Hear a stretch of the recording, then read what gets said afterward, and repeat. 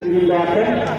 আমি যারা এই চিকিৎসাকে এই পরিবর্তিত পরিস্থিতিতে লুটপাট করার চেষ্টা করছে, মানুষের বাড়িঘরে হামলা করার চেষ্টা করছে, অমুসলিমদের মসজিদে হামলা করার চেষ্টা করছে, অমুসলিমদের বাড়িতে হামলা করার চেষ্টা করছে, আমি তাদেরকে শেয়ার করতে চাই। আমাকে কেউ খারাপ বলে না, ভালো বলে। আমি ইসলামী ছাত্র শিবির এবং জামাত ইসলামী আমির জামাত কেন্দ্র থেকে বলে দিয়েছে পাহাড়ের ভূমিকা পালন করতে হবে আপনাদেরকে। ইসলামী সমাজ কায়েম হলে সকল মানুষের জীবন সম্পদ সবকিছু আমাদের জন্য কি আমানত, সেই আমানতের রক্ষণাবেক্ষণ করার দায়িত্ব আছে আপনাদের। দায়িত্বশীল প্রতিনিধি যদি আমাদের সংগঠনের একটা পরিবারের আঘাত করে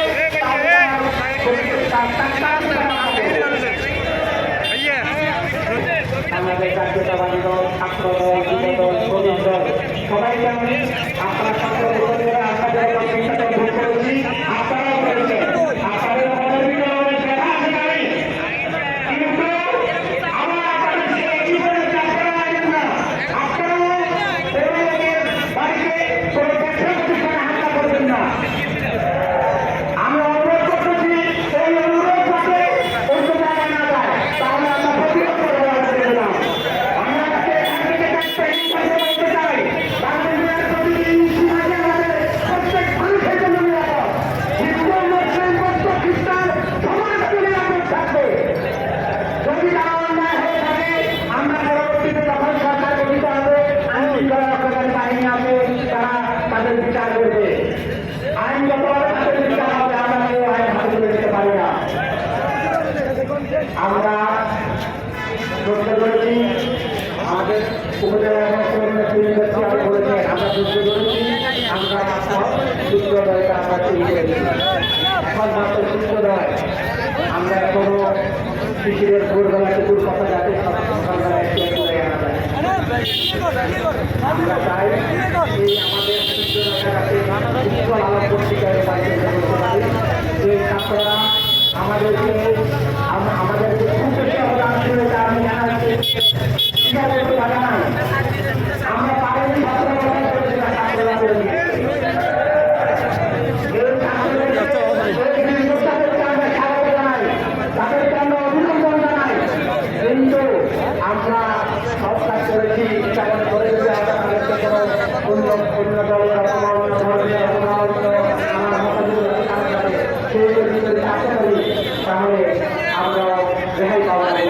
আমরাও এরকম করতে হবে, আমাদেরকে মনে রাখতে হবে। তাই আমাদের নেতৃবৃন্দ আছেন, নেতৃবৃন্দ আমাদেরকে আপনারা জানেন আতিউল্লাহ ওয়াতি রাসূলা ওয়া উলিল আমরি মিনকুম, আমাদেরকে আল্লাহর আনুগত্য করতে হবে, আল্লাহ রাসূলের আনুগত্য করতে হবে। আর আমি আবারও বলছি, কোনো কাজ কোনো আপনারা অযাচিত শান্তির জনপদে এবং এই দাগনভূঞার প্রতিটি ইঞ্চি মাটিকে আমরা নিরাপদ করবো ইনশাআল্লাহ। আগামী দিনে আমরাই হব এই দাগনভূঞার কান্ডারি।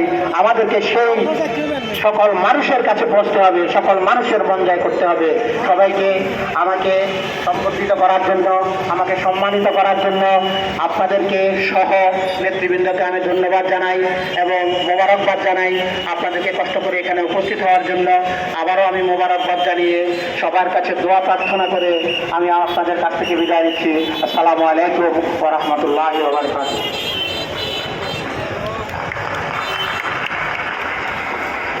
আলহামদুলিল্লাহ, যে স্লোগান দেবেন না আলহামদুলিল্লাহ। আসরের আগে আমরা প্রোগ্রাম শেষ করব। সম্মানিত উপস্থিতি, এতক্ষণ পর্যন্ত আমাদের আজকের এই সংগঠিত নেতা আপনাদের যে দৃষ্টিভঙ্গি দিয়েছে তার সারমর্ম হলো আমরা আমাদের দায়িত্বশীল যেখানে আছে সেখানে দায়িত্বশীলদের অনুমোদনে আমরা আবেগের বশবর্তী কোনো কাজ করব না। প্রিয় ভাইরা, এই হচ্ছে কেন্দ্রীয় জেলার সংগ্রামী আমির কেন্দ্রীয় মজলিসের সদস্য জনাব AKM শামসুদ্দিন, জনাব AKM শামসুদ্দিন।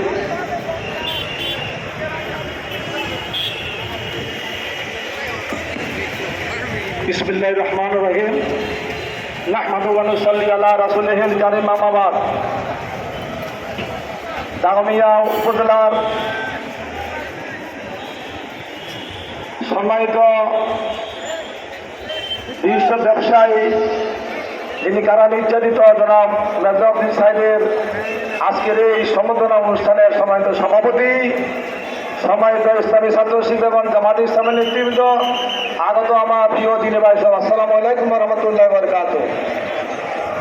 আমরা আজকে একটা ছাত্র জনতার আন্দোলনের মুখে বাংলাদেশে আবার নতুন করে প্রেক্ষাপটে আমরা স্বাধীন হয়েছি বলতেছেন। তো স্বাধীনতা অর্জন করা সহজ, ঠিক নেই, কিন্তু রক্ষা করা খুব কঠিন। কিন্তু আমরা যে ছাত্র জনতার অনেক ত্যাগের বিনিময়ে আজকে এই যে পেয়েছেন, কিন্তু এটাকে আমাদেরকে রক্ষা করতে হবে। আমরা এখন যে বর্তমানে যে বাংলাদেশের যে অবস্থা, অরক্ষিত অবস্থা, সেই হিসাবে আমরা এখন আমাদেরকে সবাইকে সে দায়িত্ব পালন করতে হবে। আমরা ফেনী ল অ্যান্ড অর্ডার কমিটিতে ডিসিএসপি সাহেব, আর্মির ক্যাপ্টেন, আর্মির মেজর এবং কর্নেল সাহেব ছিল, সকলে সেখানে বলেছি আমাদেরকে এখন দেশকে গড়ার জন্য ভূমিকা পালন করতে হবে।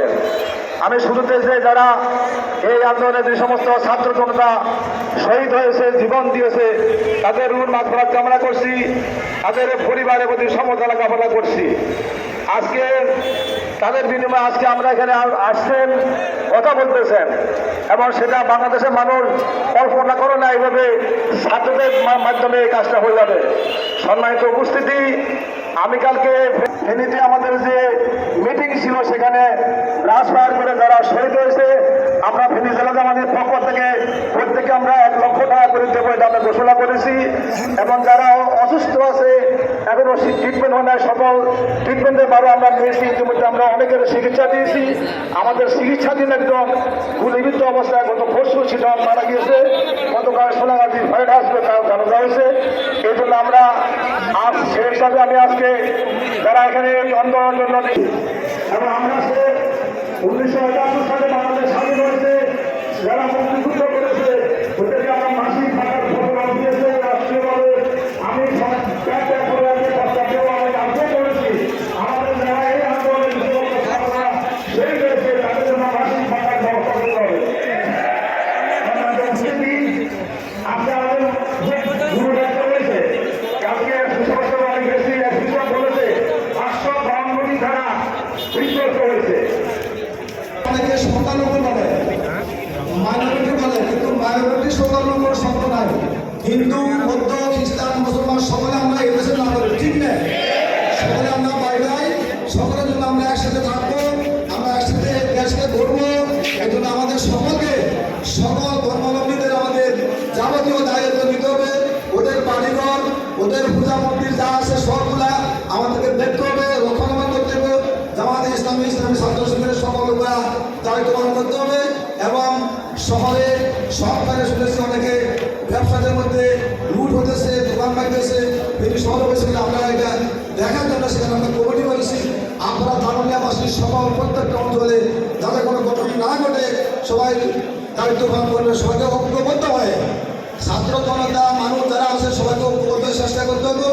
আমরা পুলিশকে যদি আমরা না পারি, আর্মি বলছে আমরা আমাদের দেশে আসছি, আমরা কিছু চিনি না, কোথায় দারুলিয়া, কোথায় কোন গ্রাম, আমাদের কাউকে চিনি না। এদের পাহাড় ছিল পুলিশ, তো পুলিশ তো এখন নাই, থানা এখন শূন্য। এই জন্য আমাদের পুলিশ কাজ করবেন, পুলিশ সকল কিছু। এটা আমাদের জাতীয় স্থাপনা, কেন যে ডাকছে এটা বুঝলাম না। যদি পৌরসভা জায়গায় সকল জিনিস দিয়ে গেছে, কেউ চেয়ার নিচ্ছে, কেউ টেবিল নিতেছে, কেউ একটা লাইট নিয়ে যাচ্ছে, এটা কেন? এটা তো জাতীয় সম্পদ। আমাদের জন্য এখন সবচেয়ে গুরুত্বপূর্ণ দায়িত্ব হচ্ছে আমাদের দেশ গড়ার জন্য লড়াই লড়া, আইন শৃঙ্খলা আমাদেরকে দেশ ফিরিয়ে আনা, স্বাভাবিক করা। এখন আমরা 4 টাকা সরকার মাধ্যমে গতকাল রাত্রে শপথ দিলেন, কিন্তু আমাদের অনেক যারা আমাদের স্বৈরাচারী চলে গেছে তাদের পতিত স্বৈরাচারের প্রেতাত্মারা এখনো ষড়যন্ত্র দেশে এবং বিদেশে, বিদেশ থেকে তারা অনেকে মিথ্যা অপবাদ করতেছে যে হিন্দু বাড়িতে কমিটিকে হামলা করতেছে, মন্দিরে হামলা করতেছে। আমাদের কোনো হিন্দু মন্দিরে হামলা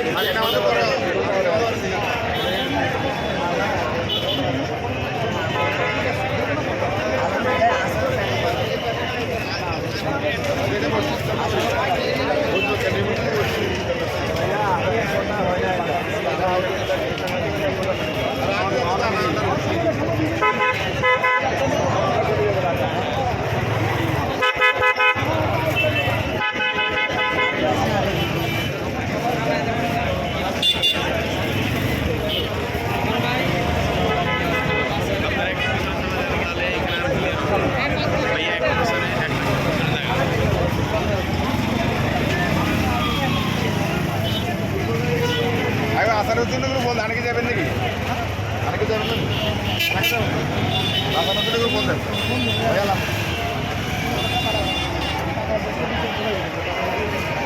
काय बाजूला लागेल काय तुझं